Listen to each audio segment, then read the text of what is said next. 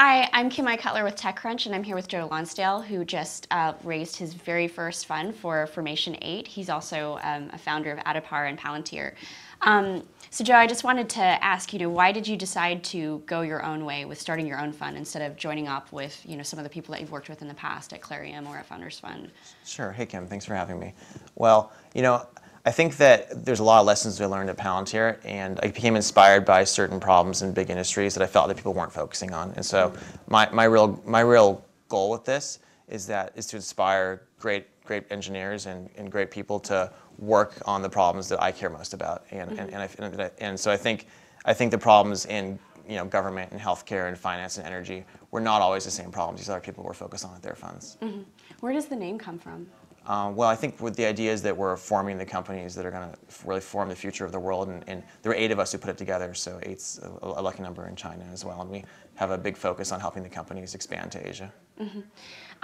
In the post that you wrote for TechCrunch a few months back, and there are like echoes of this with what Chamath was saying yesterday on stage, and with what a lot of other VCs I've heard have said, from Founders Fund as well, that they're just like disappointed with the caliber of ideas and problems that people are working on. What do you mean by that? Do you want to go into that? Sure, and I'm not personally disappointed in them. I think everyone has their own passion. Yeah. I personally think that the very most talented people should have more of a sense of duty, I think is what I was trying to say, which I think you need to explore your passion, and you need to do it in a way where at least part of your goal, I think, should be to help and to give back and to know that you're one of the leaders of society and that what you do is going to have an impact on society and take it a certain direction.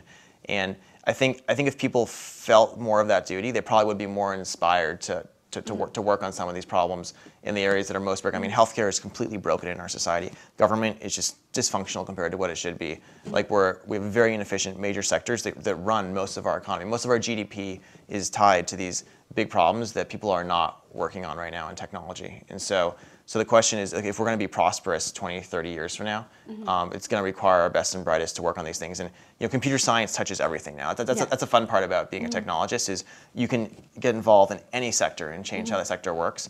And so the question is, like, what are we most inspired to work on? What should we be doing? And for me, it's these like really big problems in these big sectors that are broken and that need to be fixed. Do you think that you always felt a sense of duty from very early on in life, or is that something that was emboldened by successes that you had in the past? I might have been brought up that way. I've always wanted to fix things that are broken, I guess, and I guess it's pretty easy to see like a lot of dysfunction around us. I think the world, no matter what's, always going to be like broken in its own way. But I think there's like all these different big things that we can fix if we work on. What kind of advice do you have for entrepreneurs that want to work with large, bureaucratic, complicated organizations like the U.S. government? Make it sound horrible. People really want to go after these horrible No, problems. they're not horrible. It's just when I look at young founders in the Valley, like, they tend to go after consumer applications because it's easy for them to understand. And you have to have, I feel like in law or in finance or in healthcare or working with the government, you actually have to have like expertise in that area, or maybe that's. Well, I think the biggest advice is that the smartest people, this is obnoxious, but the smartest people over the last 10 years have a lot of them have gone into computer science, electrical engineering, these really hard areas, and they should realize that they're probably actually smarter than the people who are in this other sector, and that not only that, but they understand technology in a way that they can probably re-engineer a lot of the processes. So like, it requires a certain bravado and a certain confidence. Right. And you don't want to come across that way to like the bureaucrats that you're trying to help. That you want to be like, I'm the guy who's going to fix everything for you. You have to tell them you're just a dorky tech guy. But actually, your job is to be smarter and to be an outsider and to watch what they're doing and to figure out how they should be doing it better. And that's actually, I think it's really fun because you can go in and you can solve problems that matter, and you can use technology as a means of re-engineering the processes to help these organizations run as they should be running. But the thing is, with all these organizations, there are competing incentives at all these different. They don't think as a singular entity. Yes. So that's always the question for the path to your startup: is what is the incentive of this group? How are we going to inspire them to want to work with us? What are we going to do? So it definitely requires like a lot of thinking hard about not only how it should be working, but what the path is that's going to inspire them to get there. Because, for example, the internal IT group at a lot of these places has just wasted $1 billion on something stupid. Yeah. And if you're just going to sell to the head of the internal IT group, he's going to make all these excuses about why he can't do it. So you actually need to get like a smart person who's running it, who's in charge, who has the incentive to fix it. Probably, it's usually not the head of the internal IT group. He's usually someone she is usually someone who doesn't want you there. So you do need to be really smart about incentives your customers are. But I think the key advice is that it's okay to be an outsider. It is outsiders who are going to change these things.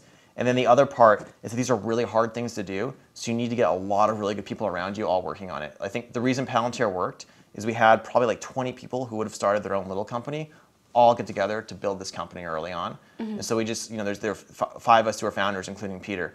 But it was really the fact that we had like a ton more great people come together instead of doing their own thing, and that all together barely worked. So if you're all trying to do your own little company, it's not going to work. You need a lot of good people, and you need to be very thoughtful. But it was founded, it was like 2005, 2006? 2004, actually. 2004. Yeah, so this is before the time when you kind of had, I don't know, like you had the notion of a talent acquisition or the notion that people have all these, the opportunity, because the cost of starting a company has fallen so much.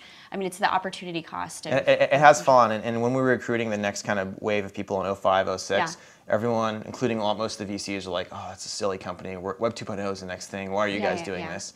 And it was a matter of convincing them not to start their own Web 2.0 company and instead to come build it with us.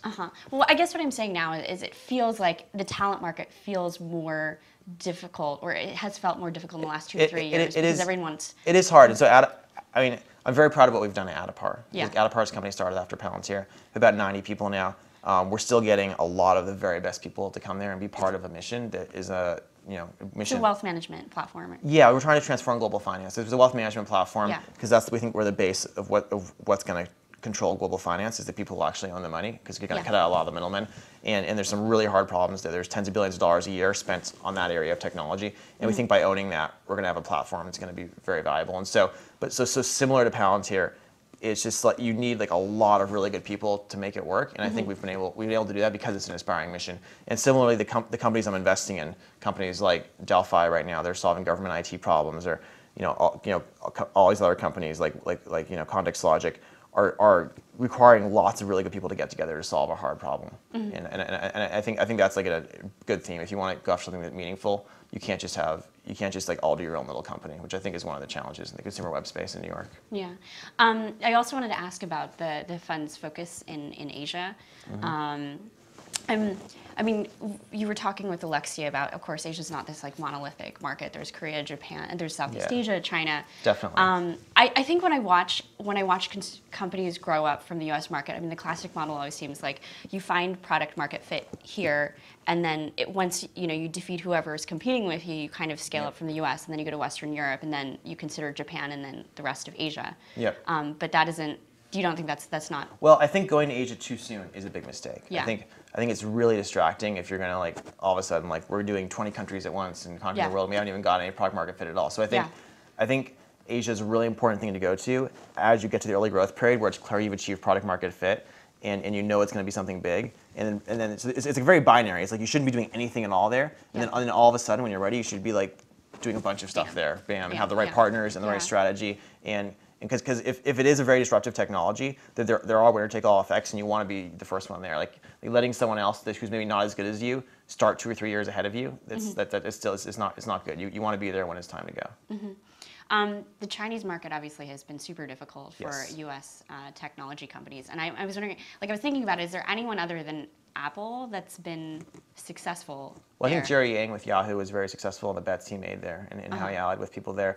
We've had a lot of success with energy technology companies there. So my fund does IT and energy technology. Okay. And so there's been a lot of like Lonsdale Tech, my partners did back when they were at Coastal. That's had a lot of success there. So I think China is very nascent for bringing IT. I'm much more bullish on bringing IT to Korea and Japan and Southeast Asia. But I think energy tech is a great thing to bring there. And I think you're going to see it open up to IT too. But that's a longer conversation. It's tough. Okay. Well, I think that's all we have time for. So thank you for showing up Backstage. Thanks a lot. Thanks.